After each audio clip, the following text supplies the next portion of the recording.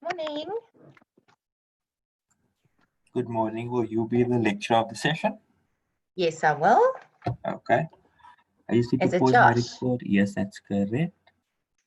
Good morning, students. Welcome to this EFT100 lecture. It's a really chilly day today, so I guess that is the beauty of online teaching. If one doesn't need to go outdoors and you can actually enjoy the lecture from the comfort of your home. So as you will remember, last week we had Mrs. Miss Supersad, presenting the first lecture on reading. And there she went through all the stylistic devices with you. Now, you must remember when we read or write, a document or a piece of writing is written in a certain way to create a certain effect. So whenever someone writes something, they have an intention. And when you read whatever has been written, they want to make that intention known. So they have written it with a purpose.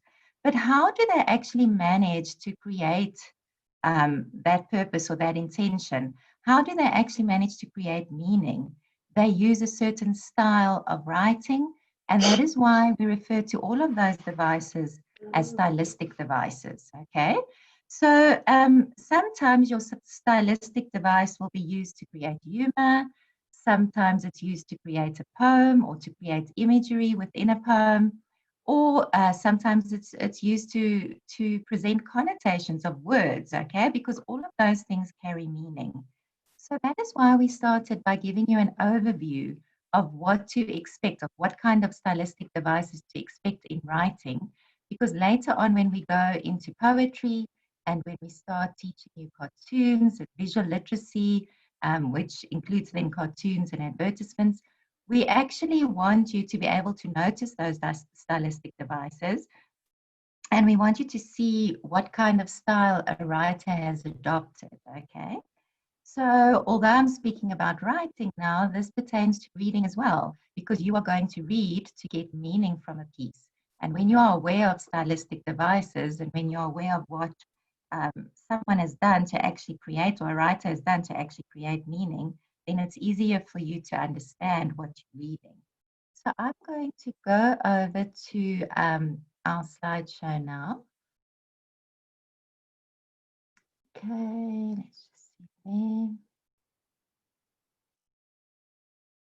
Okay, and if you'd like to follow in your study guide, you can turn to page 166. That is where you'll find, actually the unit starts on page 162, and it starts with persuasive writing or persuasive language that Ms. Superstad did discuss with you last week. Today, I'll be working on further reading skills, and I'll refer you to the study guide because there are a couple of activities that you can do in the study guide as well. Right, so today we're dealing with reading. So this is going to tell or explain to you how you should read text. And then later on, we're going to go into the different styles of text, because your next assignment or your first big assignment that you will have is to actually create your own story, okay? So we're going to work on reading, but then go into reading narratives and short stories, so that when you go and find a story to write for your assignment, you would have a good grasp on what is needed in a narrative text. Okay, so we always read with a purpose, as I said. So before you start reading anything, you have to ask yourself, why am I reading this particular text? But now remember, there are two people in a text, if you could put it that way. There's the writer and the reader. So you have to ask yourself, what did the writer want me to understand? And what do I understand from the text? But also, when you read for a purpose. And even if you're just reading for pleasure, to have pleasure is also a purpose. So sometimes something is written purely for enjoyment and entertainment. Other times it's written to inform you of something, okay?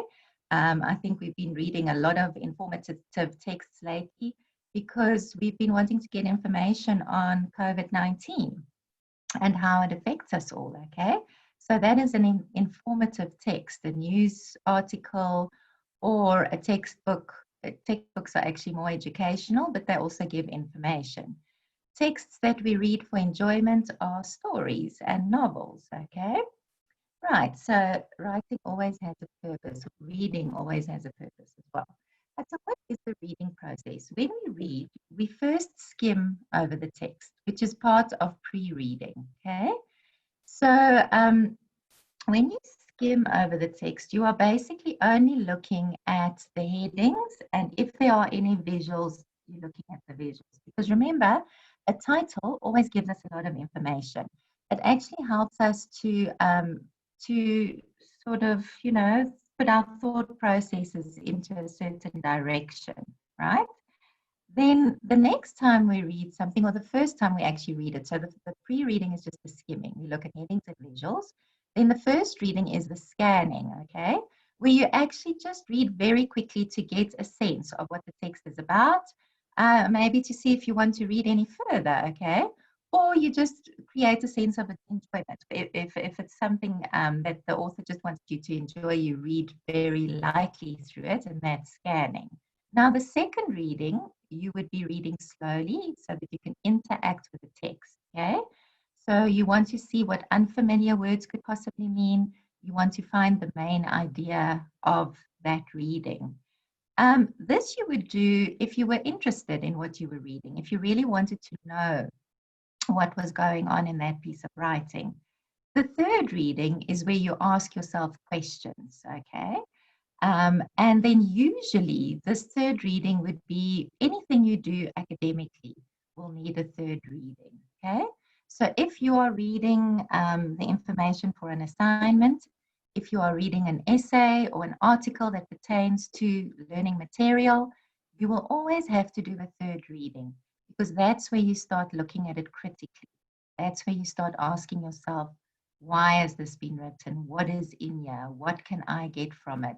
How is the author actually portraying what he wants to say? Okay, what kind of information? What are the main topics here? What does he put in it to substantiate what he's saying? Okay, so it's very important that you keep this in mind because we often think that if we just read through something once, we know what is in there. That's enough. We don't need to read through it any further than that.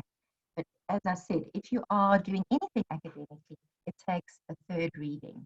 And before you do your third reading, you need to go and see if there was a task set on on a reading piece, or if you need to, so either an assignment, a task, or if you need to answer questions for a test, then you will first read those questions before you go and do your third reading, right?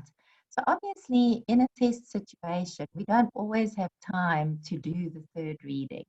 Then if you know you're only going to get to a second reading, you go and read your questions or your task first so that you have a very good idea of what you're looking for in that text, okay? But ideally, if you have time, you skim, you scan, you do your reading slowly to interact with unfamiliar words, and then your third reading, you have any tasks or questions in mind that you might need to answer to. Right, so what is skimming and scanning? Skimming is running your eyes over text to get the main idea, whilst scanning is looking for specifics. For example, looking for a phone number or name of someone, looking for subtopics possibly or main topics within a paragraph, okay? So it's a very good idea when you scan text to actually have a highlighter and then just, the main points, you quickly highlight those. Then when you do your first actual proper reading, you've got those main ideas highlighted. And it's a funny thing that happens to your brain. Once your brain has actually taken in some information, it stores it there. And when you do your second reading, the second reading helps you to actually connect to what you've already stored. Okay, so there is value in reading more than once. Right.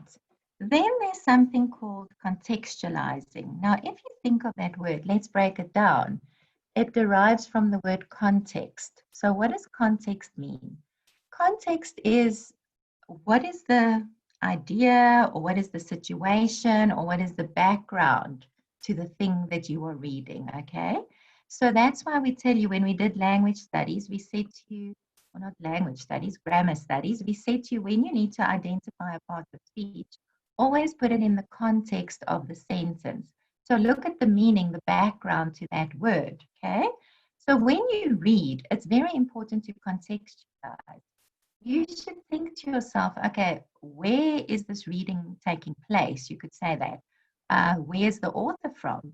Because if an American author writes about, say, let's say COVID-19, so it's someone in America, someone in the UK, someone in South Africa, and someone in India, the context from where they are writing is very different.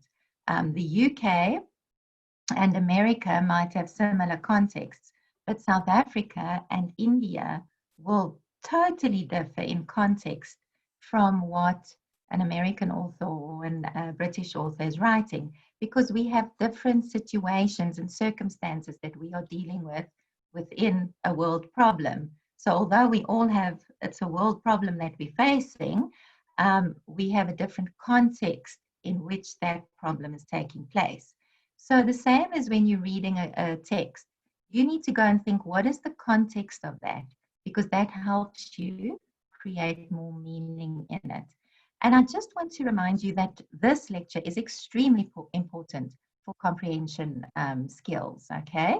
And as you know, your first test that we're going to do in the next semester will be a comprehension test. Next, at the end of the year when you write your exams, it will be a comprehension text.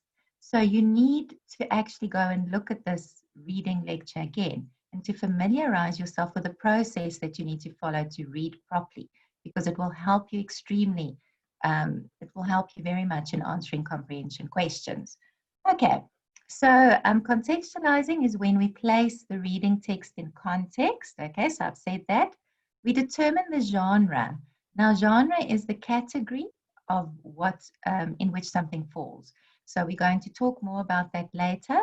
But in literature, we have different genres. So we have short stories, we have novels, we have poems, we have plays, we have visual literacy, okay? So those are genres of literacy, or not literacy, literature. We have different genres in films. We have sci-fis, romantic comedies, epic and historical type of films, the same with novels, okay? So in a piece of writing, you must determine the genre. Is this written for news articles or news-related activities? Is it an informative text? Is it written for the entertainment industry? Why and where has this been written? What has it been written for? Which category does it fall into, okay? This is quite, I mean, there can be many categories and subcategories within genre, but if you can just remember that within each writing context, that each piece of writing will fall into a certain genre. Right, so who does the text affect? So you need to ask yourself that. And you as a reader, that's very important, because you must ask yourself, does this pertain directly to me? Is this written for somebody else? Isn't it really anything that affects me? But who does it affect, okay? Now, these things that we go through, and this teaching of how to read, is all about critical thinking as well, because we want to develop those skills in you. And you can go and ask anybody who's employing people. Critical thinking is a skill that that the workforce looks for, okay? They are going to, if you apply for a job, they are going to pose questions, and they might even ask you to write a kind of a psychometric test where they test your ability to think critically. So this is not just a lecture for EFT100 and for passing this module. This is a skill that you take forward in life, and that is what this module is actually about. It's to get your skills and your English grammar to a point where you can use it in all contexts of life as you go forward, okay? Right, but I'm veering off track. So then you ask yourself, to contextualize, you ask yourself, what is the attitude shown in the text? Okay, so attitude means, how does the author feel about what he has written or she has written? What is his or her opinion? But also, what attitude or feeling does it create in you? What tone and mood is created while you read it. Do you agree with the author? Do you disagree? Do you strongly agree? Do you really oppose what he's saying? Do you think you could have done it better? Okay, so these are questions that you ask yourself about attitudes and values in terms of the text. Right. And then, of course, tone is if you think of the tone in music, all right? So some music makes you feel really down and melancholic, whilst the other music has the ability to really pump you up and get you going, put you on a high. Other music is soothing and relaxing, okay? So when you read something without you even knowing, it creates a certain feeling in you. So I love reading poetry, for example, but not all poems are upbeat. And very often, people who write poetry write about pain. So often you find that poetry is deep and mournful, all right? So tone is the feeling and mood that comes with a piece of writing. Right, then the next thing you need to do, so remember now we've said skimming, scanning, contextualization, finding out what the purpose of a piece is. Then you also need to go and visualize, all right? So this is something that we battle with nowadays because we have television and technology. So we've really forgotten, I think, in many ways, we've forgotten how to visualize. And, I love reading. But I find myself sometimes when I read, I'm so used to watching something as well that I need to actually go and think to myself, okay, how would I imagine the scene that the writer is trying to create? Because we become lazy to imagine and to visualize. But you need to teach yourself this and you need to practice this. So when you read a comprehension text or when you read something out of your study guide or story, or when you go and look for your stories for your assignment, don't worry about the assignment now, it's only for later. So even though I'm referring to it, you don't need to worry about it now. But in any case, when you go and read those things, you need to try and create a visual image in your mind of what you're reading, okay?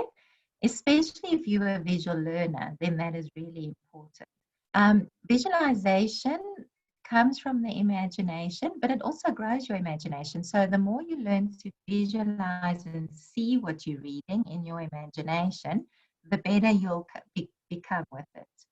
All right. So while you're reading, you ask yourself, can I picture this? And if there are visual aids in the reading, it always helps you because it gets your imagination going and it sort of sets you on the right path. And then sometimes if you're reading for information, you might find graphs, okay, and they give really important information. And it's a little snapshot of a lot of information that's condensed into a graph.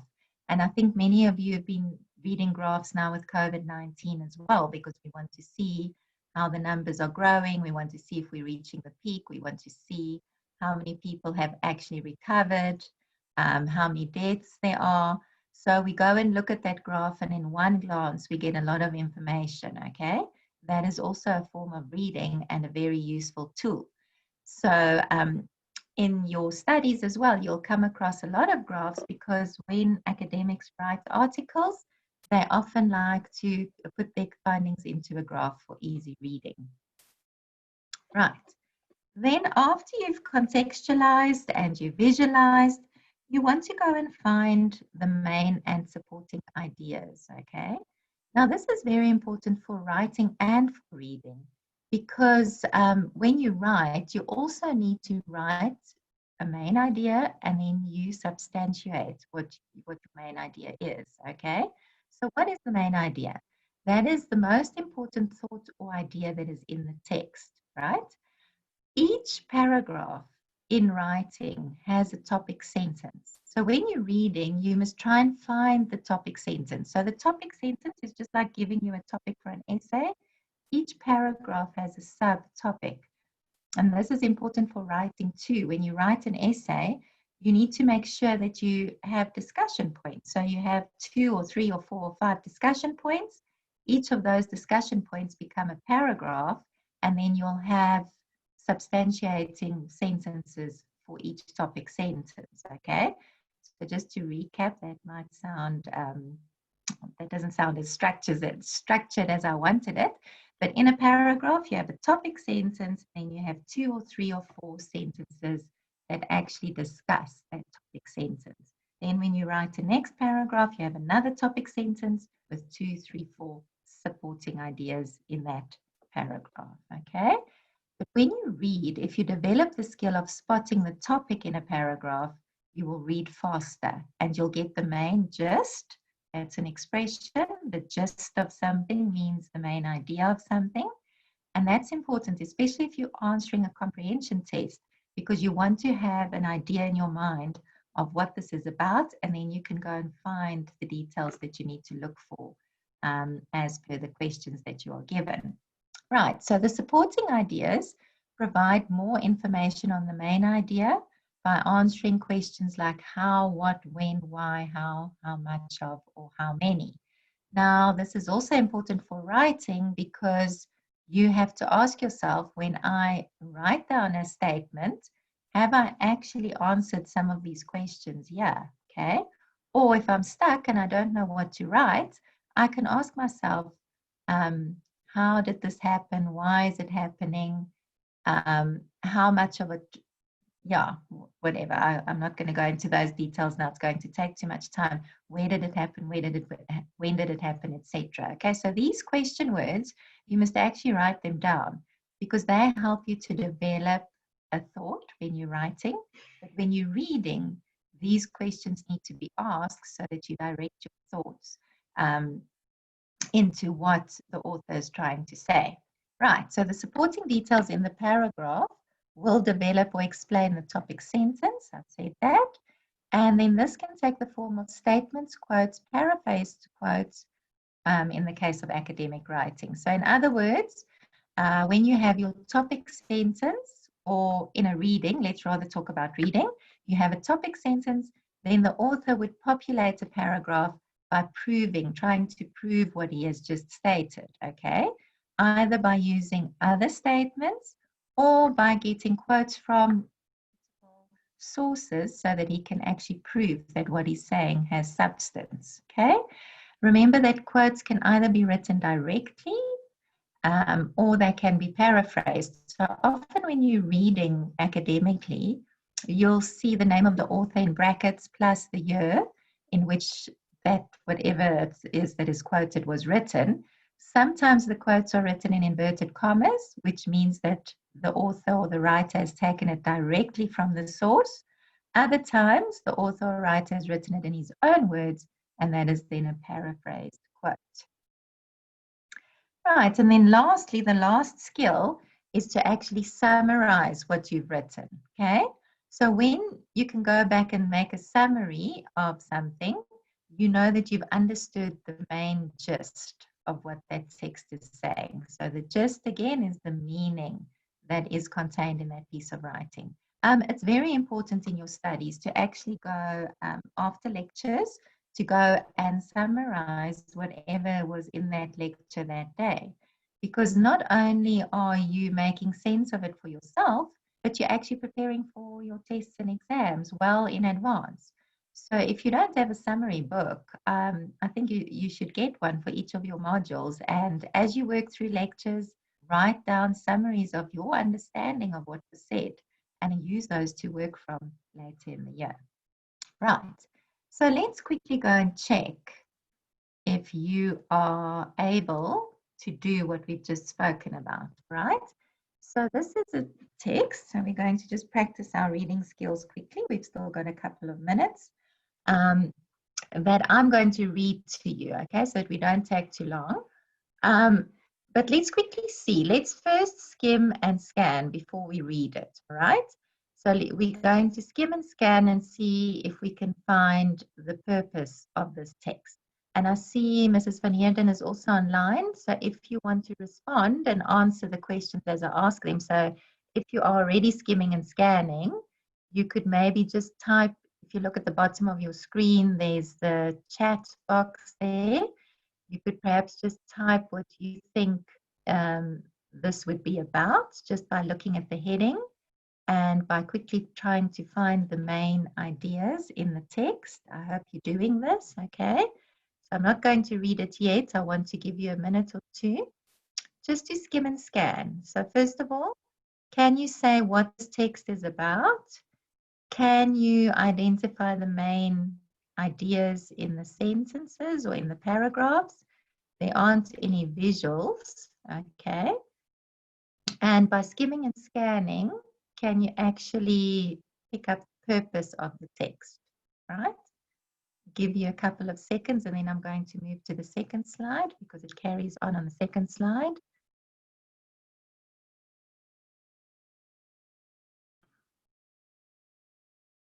Right, so this is what you would ideally do when you are answering a comprehension text. Okay. Right, and that's the second page.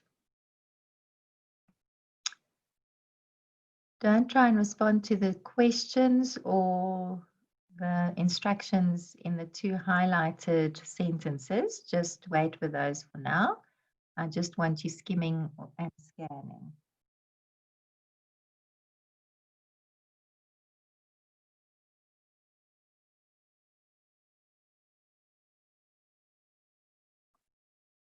Okay, so not to waste too much time, I think we can safely say that this is about a girl who feels that she's chubby, but we pick up that she is growing up in a home, or she has grown up in a home where her mother is extremely feisty and very patriotic,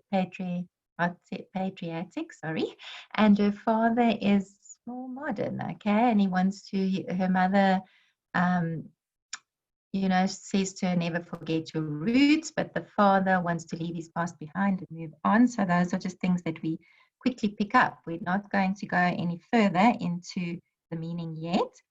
If we had to say from skimming and scanning what the purpose is, it is to read for enjoyment, I think, because it is quite a light-hearted and enjoyable text. But there is some, there is a serious tone to it as well. But I think it's to give us information on how she feels. So she is doing a reflection, found life to be for her with these two polar opposites in her parents, okay?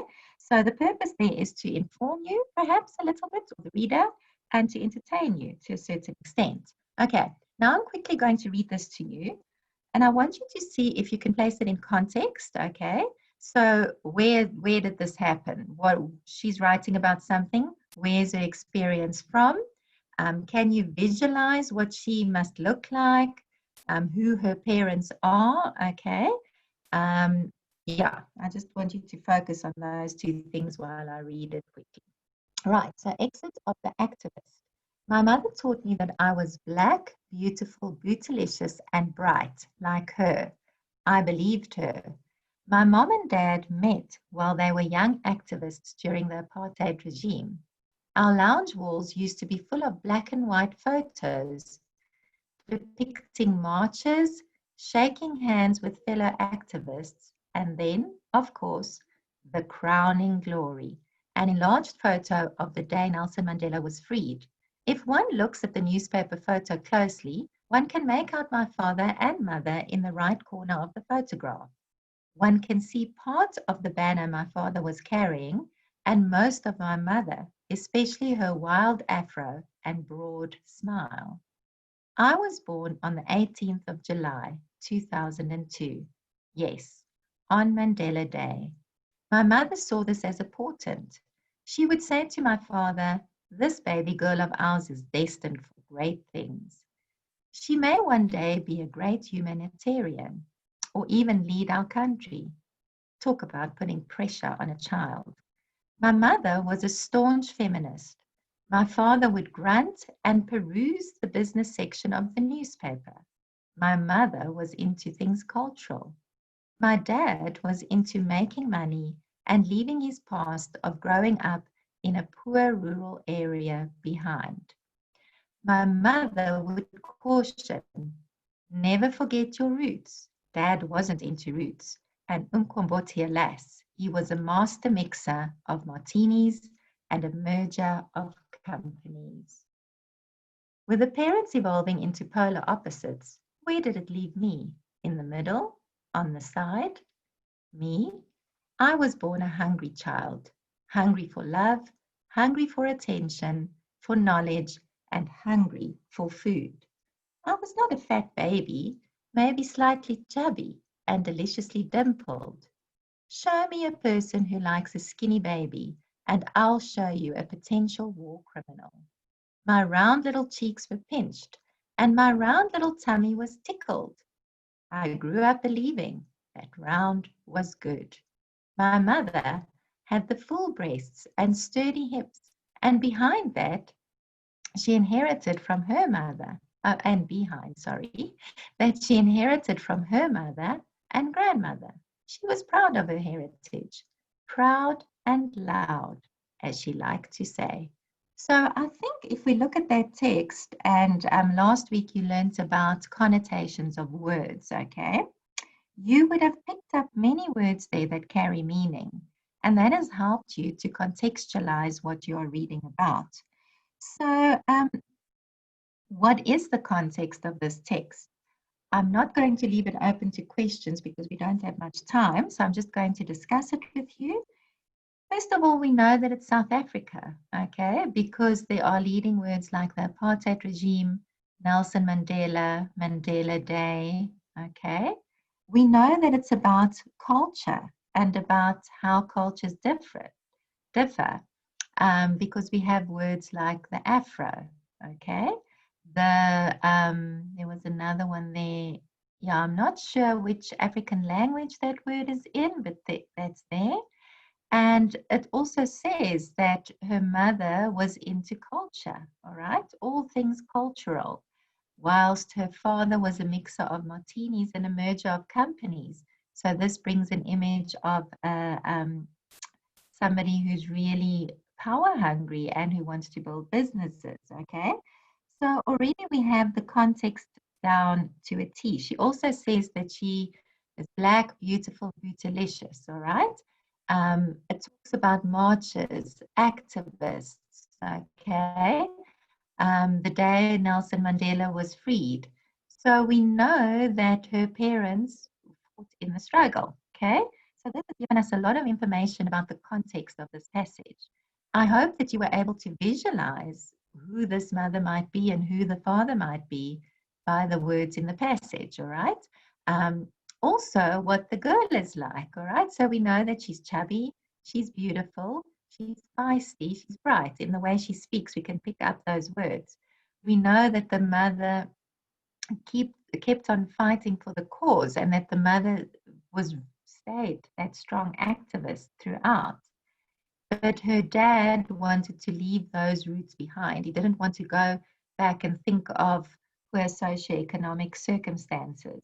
He wanted to move ahead into a modern world, okay, into a new world that was offered to them. So he's very traditional. And this tells us, because we pick up that she's in conflict, and this tells us why she's in conflict, because she has these two parents who are very different, and she doesn't know where she fits into all of this. Okay, so that is contextualizing and visualizing. It's creating a very good idea and putting you into the theme and the background of the text. Right, then the next step you would take is to actually go and summarize this passage to understand the meaning of it. Then you would do a second reading so that you could get more information, and even a third reading, which will then help you to find the main ideas and the supporting ideas. So in these slides, we're nearly out of time and I want to give you some time to answer questions or ask questions. So I'm just going to show you this quickly. I'm not going to give you a chance to find it on your own. But here we have the main ideas highlighted in yellow. So my mom and dad met while they were young activists during the apartheid. And then she goes on to describe what the activists did, okay? What the scene, she sets the scene of the apartheid regime and what her parents did, okay? The second paragraph is the day she was born. But the important thing is there that her mother saw it as a portent. Now, a portent is a sign, okay? Because then she goes on to explain how her mother, who sees this as a sign, and we think it's that her mother believes that culturally, and or she'll make a difference. The girl will be an activist like her mother was. But then the writer goes in to explain how the mother and the father differ, and she shares there where it leaves her. Okay, is she in the middle or on the side? Must she be an activist like her mother was, or must she accept that this is a different world, a new world, a modern world, and take on her father's new attitude? Okay, and then the final paragraph, important one there, I was born a hungry child, and she doesn't mean that literally. She's basically telling us that she's a very passionate person because she's hungry for attention, for knowledge, and for food, okay? And then she goes into the discussion of how she's chubby, but that might not suit the way modern girls want to be today because it's very traditional according to her and according to her mother, okay? And then we pick up that she has that conflict too. So she's discussing two different types of conflict in this text. Okay, so I'm going to stop there and give you a chance to ask any questions if there are any. No open questions. All right. Okay, then I think maybe it's because of yeah, okay. I think it's because this is only a recording today. In any case, I hope that you found this useful. If you go and look in your study guide, page 166, there's a writing activity 20, which you can complete. Okay. Then we've done a lot about emotive language as well. That was done in the first lecture. So you can go and look at emotive language on page 169. It's important to work through all of that. And then there's another writing activity on page 172, writing activity 21, and writing activity 22, which is all about discrimination and stereotyping, which are important stylistic devices or styles of writing when we read about current affairs and so on. And then we also have writing activity 22. Oh no, that continues on page 175. And then very importantly, writing activity 23, which is all about denotation and connotation. Very important that you understand the concept of denotation and connotation, because that helps you to understand or get the inferred meaning in text.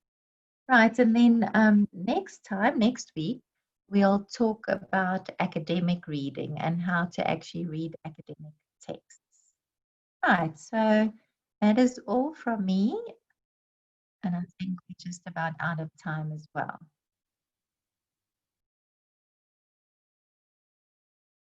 Josh, are you there?